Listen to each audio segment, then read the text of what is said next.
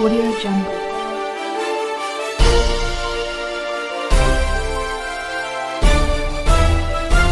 Audio Jungle.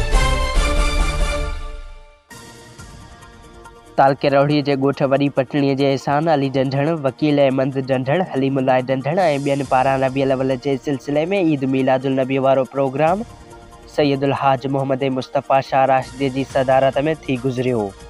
उन मौक़े ते सदाकत अली महर, रोशन अली महर, हाजी इक़बाल अहमद मलक, सदाम हुसैन रुक, ज़मीर हुसैन महर, फ़कीर मोहम्मद उमर बेहण, हाफ़िज़ मोहम्मद इसाक़ सिकंदरी ऐं ॿियनि केतिरनि ई नातख़्वाननि नातियूं पढ़ियूं।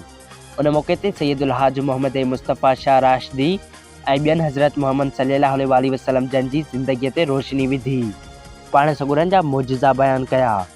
उन मौक़े ते उस्ताद ग़ुलाम नाज़िक सिकंदरी, मंज़ूर अली ढंढण, GM कांधड़ो, उस्ताद मंज़ूर अली बुल्लो, रोशन अली भंड, शाहनवाज़ नारेजो, रहमतुल्लाह, राहिब अली मक्सी, तारिक हुसैन मुग़ैरी, ख़ान मोहम्मद बेहण, जवाद नारेजो, ज़ुहैब भुट्टो, अवैस भुट्टो, असगर जावरी ऐं ॿियनि केतिरनि ई मोज़िज़ माण्हुनि शिरकत कई।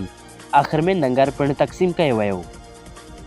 ॿिए तरफ़ ॻोठ बिजाणो जी जामिया मस्जिद नूरे मुस्तफ़ा नूनारी महला में ईद मीलादुल नबी वारो प्रोग्राम पीर सैयद उज़ैर अहमद शाह जिलानी जी सदारत में थी गुज़रियो।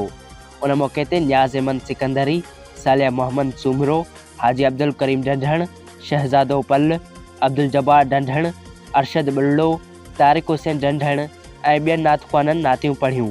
उन मौक़े ते पीर सैयद उज़ैर अहमद शाह जिलानी जन पाण सॻोरनि जे दीन ख़ातिर कयल ख़िदमतूं ऐं ॾिनल क़ुर्बानियूं बयानु कयूं।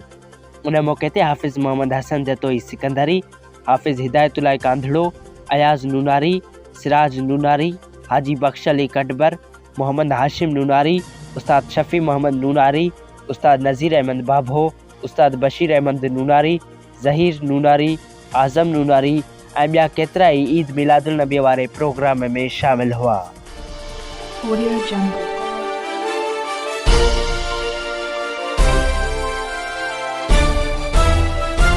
Audio Jungle.